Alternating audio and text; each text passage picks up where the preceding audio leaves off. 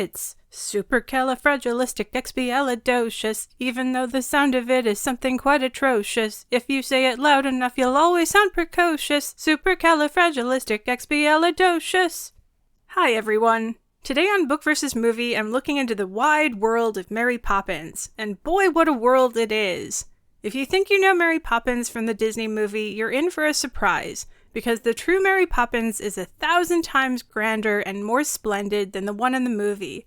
If you have read the books, then you know the secret. You know the real Mary Poppins.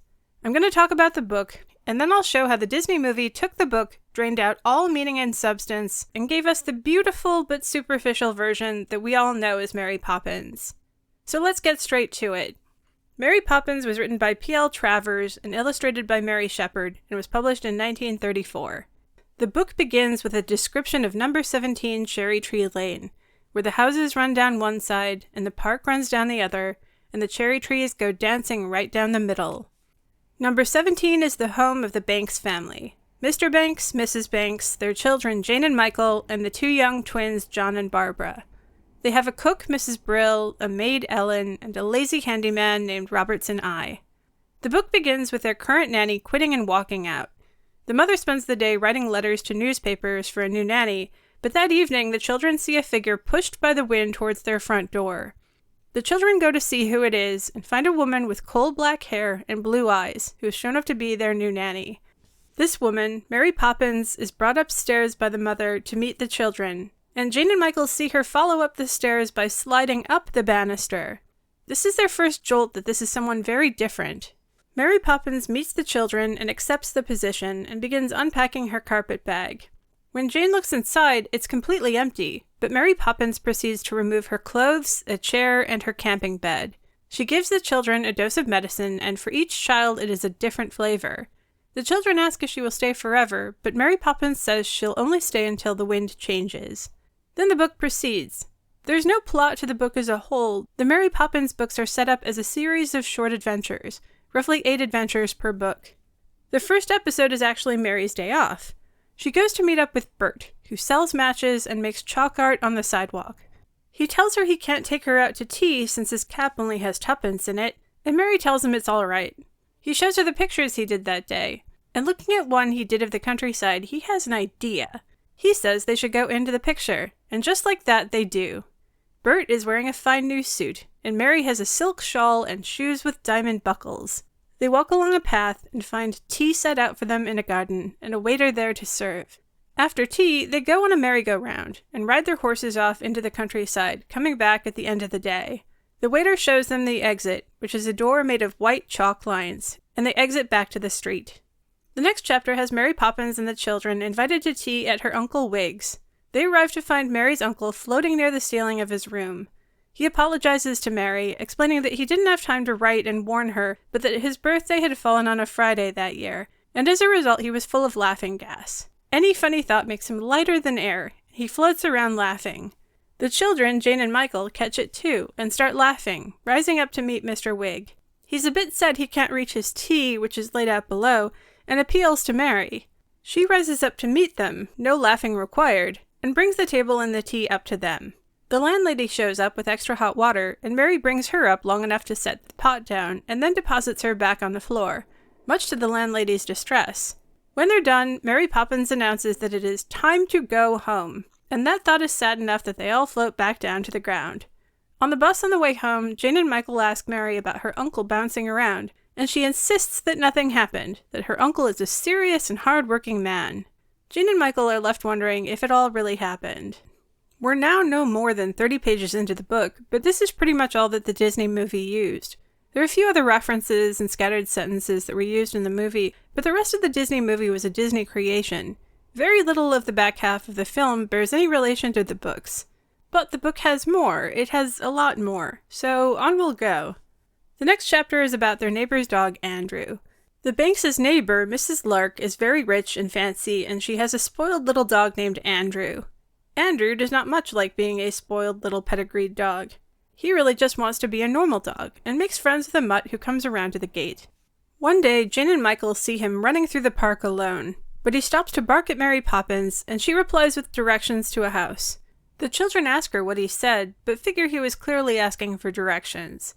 At home, Mrs. Lark is in a tizzy because Andrew is missing, until he shows up again with his friend the Mutt at his side.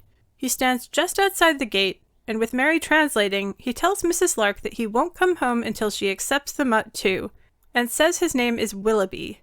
Mrs. Lark is shocked, but agrees. Next, Jane is in bed with an earache, and Michael tells her that he sees a cow walking down Cherry Tree Lane. Mary Poppins tells them that the cow is likely looking for a fallen star.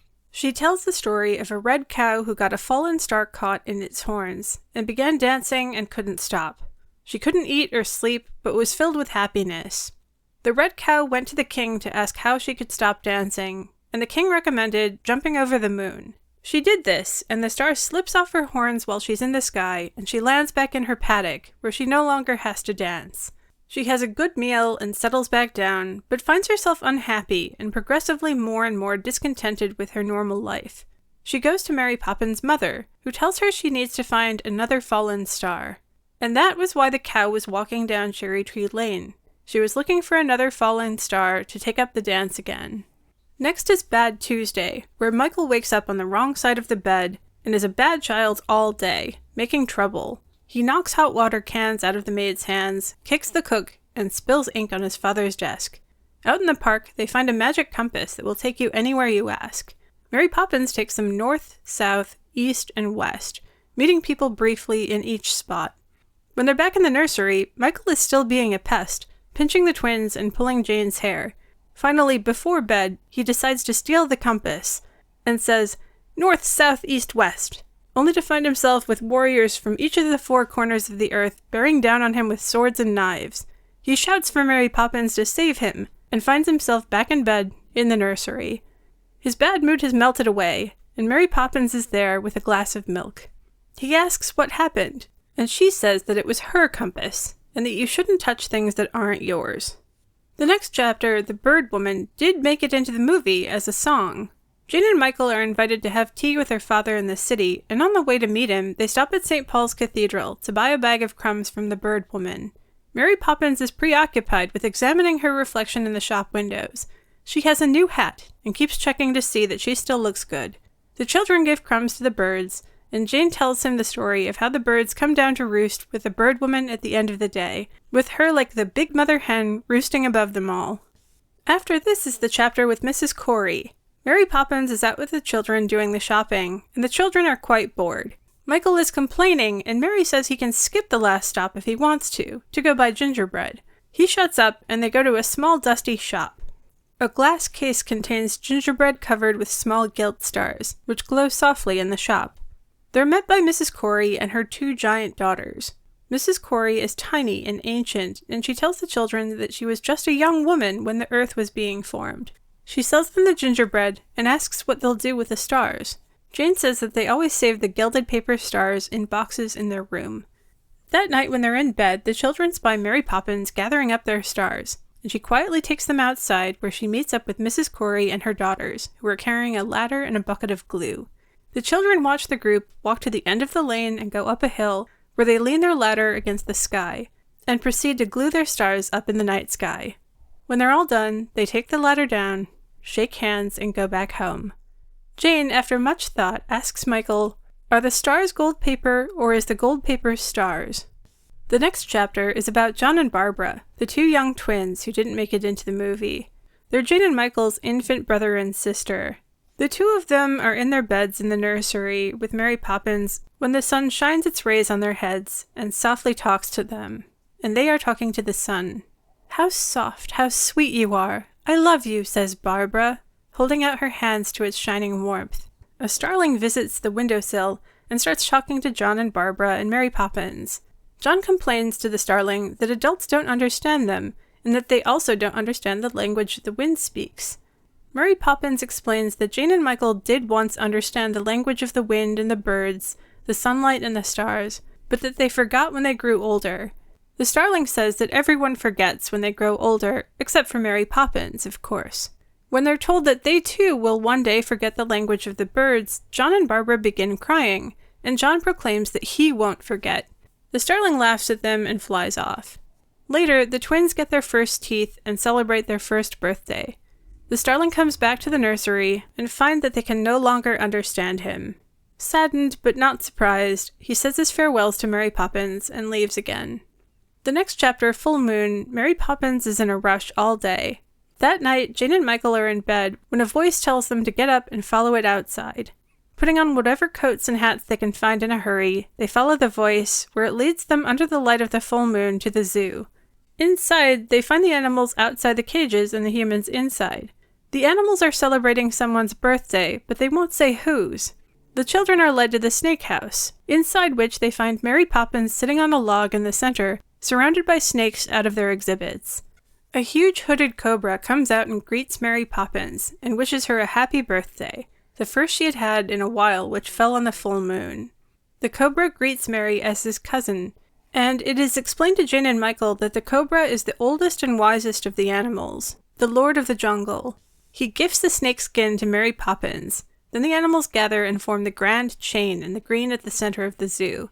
They all form a circle around Mary Poppins and dance and sing in her honor. Jane asks how it can be that the lion can meet with a pheasant and not eat it, and the cobra answers that this is not true on the birthday. He says, "It may be that to eat and be eaten are the same thing in the end. My wisdom tells me that this is probably so. We are all made of the same stuff, remember. We of the jungle, you of the city. The same substance composes us. The tree overhead, the stone beneath us, the bird, the beast, the star. We are all one, all moving to the same end. Remember that when you no longer remember me." The hissing grows soft, and Jane and Michael feel rocking and find themselves back asleep in their own beds. In the morning, Jane and Michael are discussing their mutual dream of the zoo. They ask Mary Poppins if she was at the zoo that evening, and she emphatically denies it, but she is wearing a belt made of snakeskin, inscribed with the words, "A present from the zoo." The final adventure is Christmas shopping. Mary Poppins takes the children Christmas shopping at the Grand Department Store. They stop to look in the shop windows, the kids to look at the toys, Mary Poppins to look at herself. The children do their shopping, Michael buying a toy train for his father, and Jane buying a baby carriage for her mother, and a copy of Robinson Crusoe for the twins, telling herself that they will lend it to her until they're old enough to read it themselves. They're on their way out when they see a young girl clad in a wisp of blue the color of the sky. She's going around and around in the revolving door at the front of the store. She pops out and runs over to Jane and Michael and Mary Poppins and apologizes for being late. She introduces herself as Maya, the second of the sisters of the stars and the Pleiades. She's come down to do the Christmas shopping for all of them, and asks them to help her choose presents for her sisters. She is very happy to see Jane and Michael, and tells them that she's seen them both from the sky. In the toy department, she finds an assistant to help her gather the gifts. For one sister, she gets a broom to sweep the stardust. For another, a hoop to spin in the night sky. She gets a book for one, a jump rope for another.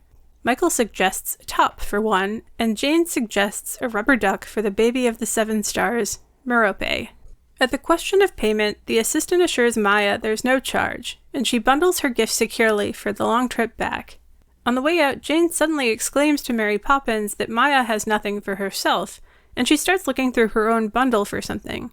Mary Poppins instead takes off her own new gloves, of which she was very fond, and gives them to Maya. Maya gives Mary Poppins a kiss on the cheek and then leaves, springing into the sky. She walks up invisible stairs in the sky to return to her place among the Pleiades. Finally comes the first day of spring, when the wind changes direction, coming from the west. Michael is frantic because Mary Poppins has given him the compass. Jane suggests that maybe she's just being nice, but he doesn't think so, as, quote, Mary Poppins never wasted time in being nice. She is distant all afternoon until Michael begs her to be cross with him. The children both feel that something is happening, until that evening when they hear the front door closing, and they see Mary Poppins leaving with her carpet bag and her parrot-headed umbrella. She opens the umbrella, and the wild wind fills it and carries her up past the trees and into the air. That evening, they find a small parcel under Jane's pillow, with a tiny painting of Mary Poppins by Bert, and a note saying, "Au revoir." When asked what it means, the cook says it means, "to meet again." This reassures the children, as they know that Mary Poppins will return if she says she will. The book ends with the children going to sleep. To say that the Mary Poppins book was better than I expected is a huge understatement. You know what I wasn't expecting? Mary Poppins the goddess. The Mary Poppins in the books is a transcendent figure, a djinn, an elemental, a star that comes down to look after the children. I do believe Mary Poppins is something of a Zen master, too, and her aim is not just to mind the children, but to teach them mind, to show them their place in the universe. And yet she is also very human, with completely human traits. She's incredibly fond of examining her own reflection, even though she's often described as being somewhat plain. She's not nice, instead opting for good. She puts rather a lot of stock in a new hat or a new pair of shoes. She's not saccharine. When she does start acting nice, Michael freaks out, convinced that something is wrong. Mary talks to animals. She talks to the wind. She is known by the stars. Mary Poppins is cosmic, a fantastically ancient being who has existed since the dawn of time. They never specify what she is, allowing us to fill in guesses and labels, none of which ever seem to quite fit. P.L. Travers rather famously refused to sell the film rights of her books to Disney for 20 years because she didn't think they could do justice to her books. She wasn't entirely wrong. The Disney treatment is a shadow of the book. It takes the name in the first few chapters and then ditches the rest completely. So let's talk about the Disney movie. The version of Mary Poppins you're probably all familiar with is the Mary Poppins from the Disney movie from 1964. When I was a kid, there was no getting around the expectation that I had seen Mary Poppins. The movie was just part of the cultural landscape. Some of the songs even made it into school. I remember singing Supercalifragilistic in music class. I'd completely forgotten how long this movie is. It's 2 hours and 20 minutes, and it feels like about 5. I don't think I ever watched it straight through as a kid. I'm a full-fledged adult, and rewatching the movie, I still had to do it in 2 parts. The movie begins with Julie Andrews as Mary Poppins, sitting on a cloud powdering her nose. We then go to Dick Van Dyke as Bert, who is set up as a one-man band. Bert walks us to number 17, where the nanny is leaving. She complains about the children going missing again. Mrs. Banks whisks in, singing about her cause with the suffragette movement, sweeping up the maids and the departing nanny up into it. The nanny leaves, and Mr. Banks comes home. Then the missing children are returned by a kind constable, and they're trailing a broken kite, which they had been chasing across the park. Mr. Banks instructs his wife to send out an ad for a new nanny, and the children write their own version, which the father tears up and puts into the fireplace grate. It flies up to the cloud where Mary Poppins receives it, and she floats down to their house to answer the ad. The children see her floating down to their door. They wonder if she is a witch, and think not because witches have brooms. Mr. Banks is confused because she comes in with Jane and Michael's ad, which he had thought was in the fireplace. Mary Poppins accepts the position and rides up the banister to meet the children. In the nursery, she unpacks her carpet bag, taking out lamps and furniture. She then takes out a tape measure to see how the children measure up. Michael is stubborn and suspicious. Jane is inclined to giggle and doesn't put things away. Mary Poppins measures herself and says that she is practically perfect in every way. Mary Poppins gets them to clean up, singing the song A Spoonful of Sugar. The moral is that a job can be fun if you make it into a game. She begins to clean the nursery by snapping her fingers, which makes the messes clean themselves up. This isn't really what the song is saying, though, as the children don't actually have to do any of the work. The children also have the ability to snap their fingers and have messes tidy themselves up. They go out to the park, where they meet up with Bert, who is doing chalk drawings on the sidewalk. He tells the children that no outing with Mary Poppins is just an outing. Together, they all jump into one of Bert's drawings of a pleasant English countryside. The background and characters are now illustrated like Bert's chalk art, and they're all dressed up in striped holiday clothes. The children go off to a county fair, and Bert and Mary promenade, singing Jolly Holiday. The two of them sit down to tea at a tea shop and are served by a set of penguins. Dick Van Dyke inexplicably decides to bring up hundreds of other girlfriends, saying that Mary is better than all of them. He then does a long soft shoe number with the penguins. Bert and Mary go to the merry-go-round, where they meet up with the children, and they all bound their horses off the ride and into the countryside, riding through a fox hunt, where they save the fox, and jump a gate into a horse race, where Mary wins. When asked how she feels about winning, she says the only word for it is supercalifragilistic, and sings about what a wonderful word it is for those times when you don't know what word to use. The four exit back to the real world. The animated part is over, and this is the point where most kids just wander off. But there's still more than an hour and 20 minutes of movie left, though I bet most of you don't remember what happens for the rest of it. I certainly didn't. They get back to the nursery and have their dose of various flavored medicine, and Mary Poppins tells them that she'll stay until the wind changes. In the morning, Mr. Banks is in a tiff about Mary Poppins undermining the discipline of his household. Jane, Michael, and Mary Poppins are on their way to go shopping when Andrew, the dog, stops them and barks to Mary that something is wrong with Mary's uncle Albert. Her uncle is found floating up by the ceiling laughing, which starts Bert and the children laughing, and they all float up to the ceiling and join him. They sing about how they love to laugh, and they have a tea party by the ceiling. They all come down when Mary says it's time to go home, which makes them all sad. Back at home, Mr. Banks is frustrated with the children's frivolity, and takes Mary Poppins aside to explain that a British home has to be run with tradition, discipline, and rules. He dislikes the fantastic stories the children are telling. Mary Poppins agrees and says the children need to see the value of their father's job as a banker, and that they should go to the office with him. That night, to get the children to sleep, Mary Poppins sings to them about the bird woman at St. Paul's. She sings the song as a lullaby. Feed the birds, tuppence a bag. On the way to the bank, the children see the bird woman, and Michael wants to use his tuppence to buy a bag of crumbs, but his father insists he instead put his money in a savings account at his bank. When Mr. Banks meets up with the bank managers, the elderly manager insists on taking Michael's tuppence, singing about the value of investments with Mr. Banks. Michael tries to take his tuppence back, but the manager won't give it up. Michael starts yelling that the banker won't give him his money, which starts a bank run among the other customers.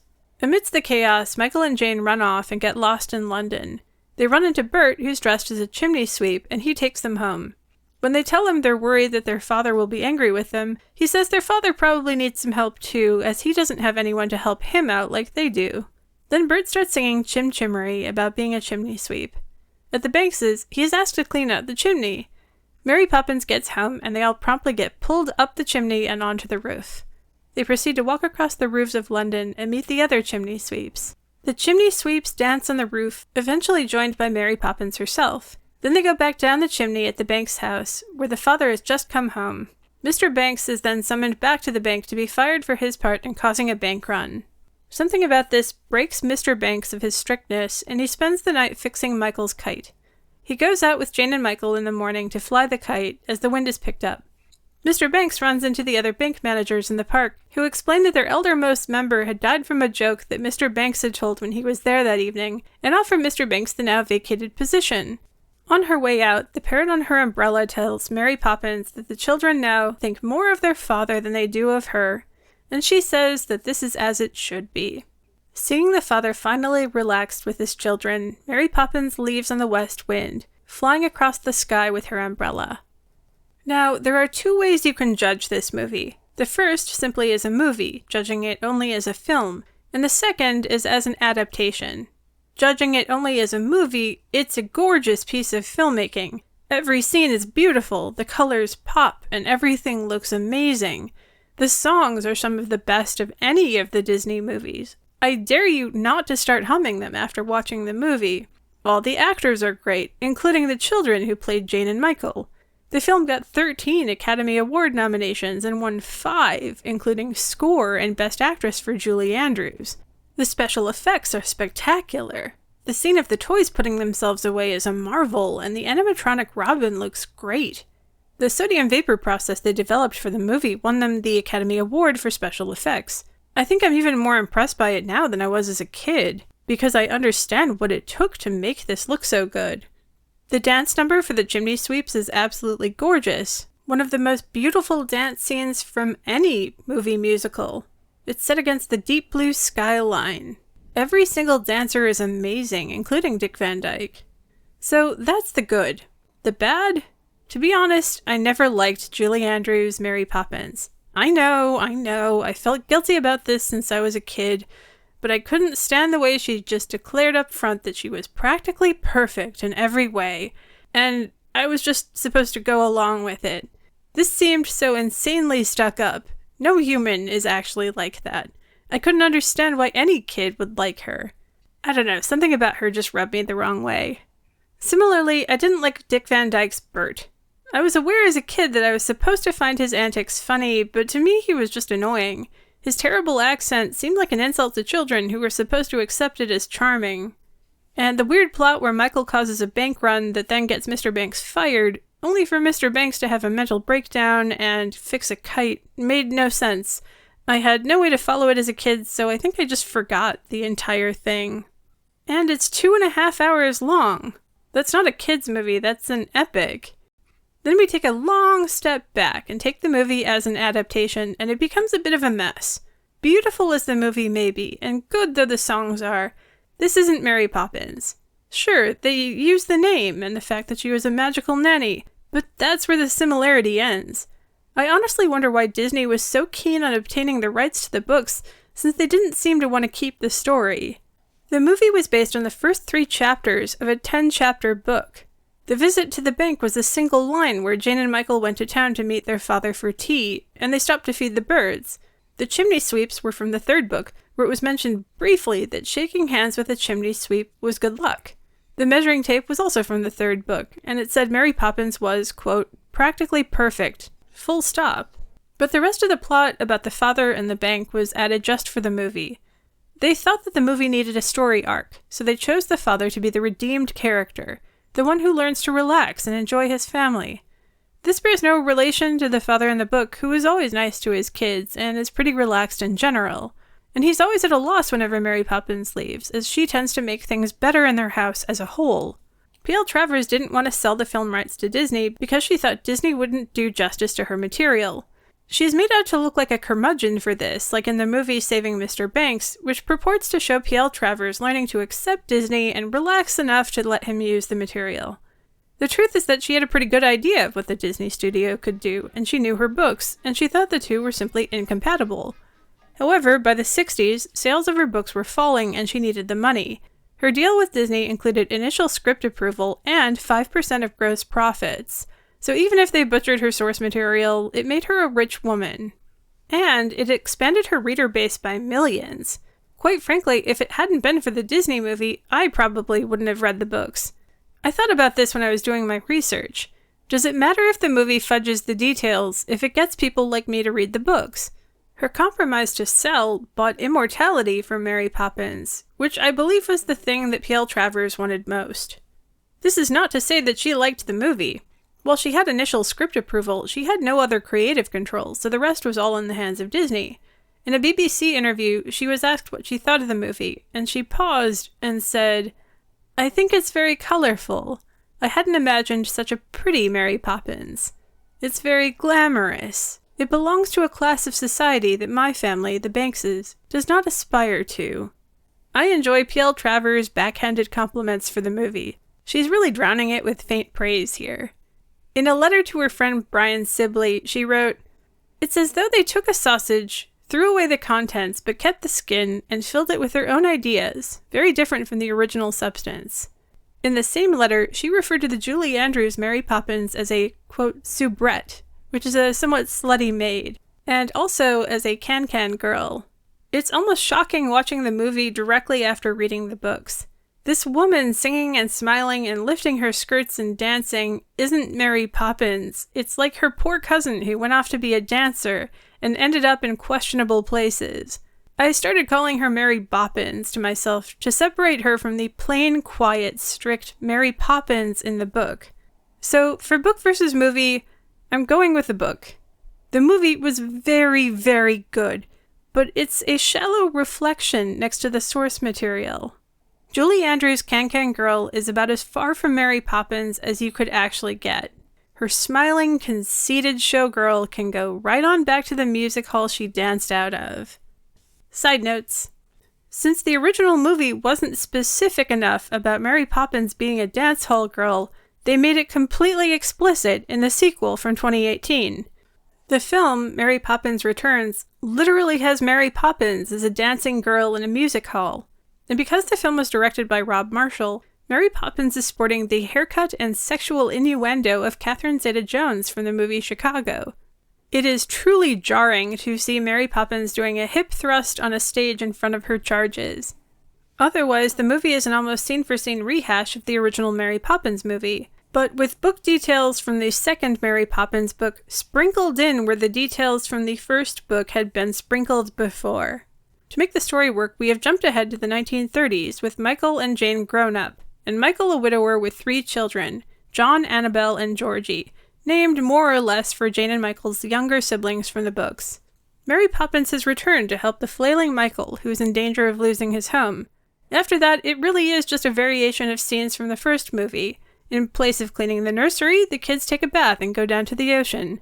In place of the sidewalk drawing, they all go into the Royal Dalton Bowl, where there are animated animals, and Mary Poppins sings and dances in the music hall. Instead of Bert, there's Jake, who of course is played by an American with a bad Cockney accent. They go to see Mary Poppins' relative Topsy, who is a female Russian version of the one in the book. Then there's a bit with the bank, and the children get lost in London, but are helped by Jake and his helpful dancing gang of lamplighters. The evil bank is defeated, and they don't repossess the home, and everybody cheers. The father goes into the park and takes up a balloon with his children, and Mary Poppins leaves when they're distracted. And boom, done, sequel complete. For what it's worth, I liked Mary Poppins Returns. I thought Emily Blunt's Mary Poppins was neat. As blasphemous as it sounds, I like her take on Mary Poppins better than the original. I liked the songs well enough, and I liked the lamplighters. I thought Ben Whishaw did a credible job as a wrecked and mourning father. Does it retain any of the book? Sure, some, about as much as the first one did. Mary Poppins does descend on a kite. Originally, Jane was taken by bad guys in the Royal Dalton and saved by Mary Poppins. The scene with Topsy is close enough, despite the fact that I don't like the song or Meryl Streep here. And the scene with the balloons is pretty close. As with the first, all the chapters with depth and substance were skipped. 2 of the chapters became lyrics in the music hall show, one kind of depressingly lewd. The Disney Mary Poppins is a dance hall girl. For real this time. At this point, they should just go ahead and make her a stripper and be done with it. The reason the step down to dance hall girl seems so egregious in the case of Mary Poppins is that the character in the books is intended to be a kind of Zen master for the kids. She's a cosmic being. I read the first 4 Mary Poppins books in a week in a mad rush. Something you notice when you read them together is that the books have a structure to their stories, and each one follows the same essential pattern. Generally speaking, the meta-story goes something like this. Mary comes down from the sky to help the children who have fallen into chaos. There's an adventure that establishes that what they think is cold reality is not actually set. Jane or Michael decides to be bad and end up in danger only to be saved by Mary Poppins. They meet one of Mary Poppins' relatives, who are ancient beings not bound by gravity.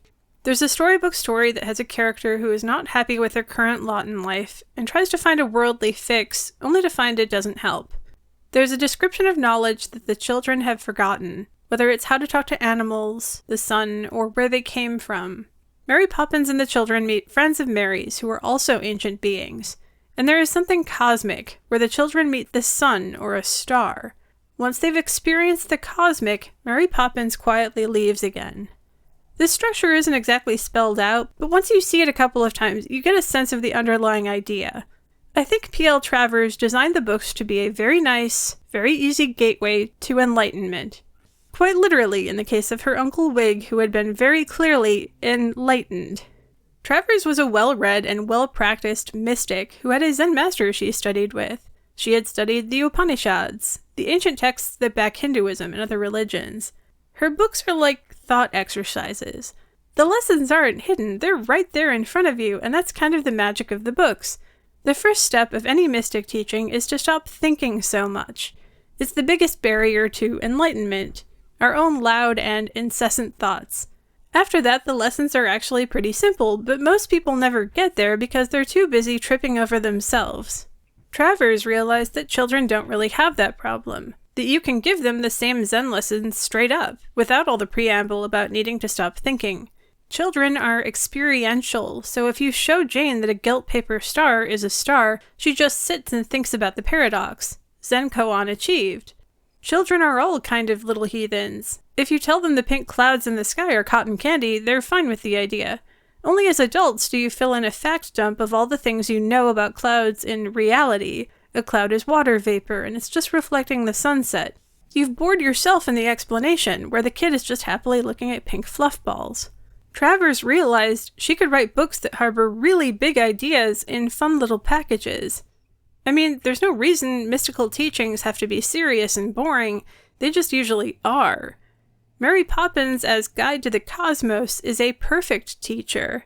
Realizing that the books were Zen manuals and that Mary Poppins is something of a divine being herself, it's a really, really big step down to see Mary Poppins dancing like a can-can dancer, skirts up and stockings flashing. It's hard to think of a bigger way they could have obscured the meaning in the books. But the Zen master would say, so what? The movie got me to read the books and talk about them, so the goal was still achieved. Changing topics, Mary Poppins had a tremendous influence on other children's literature and movies. You've seen parts of her books elsewhere, even if you didn't know it. Starting with a carpet bag. Disney lended Mary's infinite carpet bag of holding to Merlin in The Sword and the Stone, where he uses it to pack up his house. Or maybe they're implying that it was Merlin's and Mary inherited it. Merlin had no such bag in the books. I think the original book for The Sword and the Stone also took inspiration from Mary Poppins.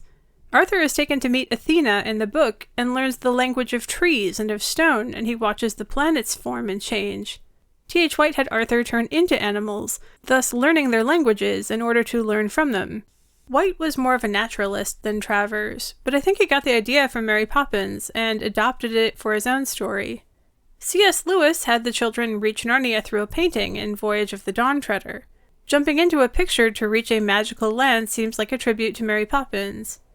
In the movie Willy Wonka, Charlie gives in to temptation with the fizzy lifting drink, which makes him and his grandfather float to the ceiling. This wasn't in the book, and the two of them floating look a lot like the scene with Mary's uncle. Harry Potter goes to the zoo and visits the snake house. When Dudley sees him talking to the snake and pushes him, Harry puts Dudley in the snake enclosure and lets the boa out. And Lady and the Tramp has more than a glancing similarity to this scene with Andrew and Willoughby. Andrew is a fancy little dog with silky hair, and he escapes to go meet up with Willoughby, the rough-and-tumble street dog who gets in trouble with the police. Andrew insists on Mrs. Lark adopting Willoughby, and the two dogs are together for the rest of the books. That's more or less the plot for Lady and the Tramp. I'm releasing this video near Christmas and New Year's, so before I go, I wanted to wish you all a happy holiday. If you shop for Christmas presents, remember to get things for the person you're giving them to, and not just for yourself. And if you see a star out shopping, let her have your gloves. For New Year's, I'll leave you with a quote from the third Mary Poppins book, when all the natural storybook enemies gather as friends during the time between the first clock strike of midnight of New Year's and the last clock strike. Thanks for listening, everyone. This is Rose with Rose-Colored Movies. O lion and unicorn, wolf and lamb, friend and enemy, dark and light, O fleeting moment, O time on the wing, how short is the space between the years. Let us be happy, happy ever after.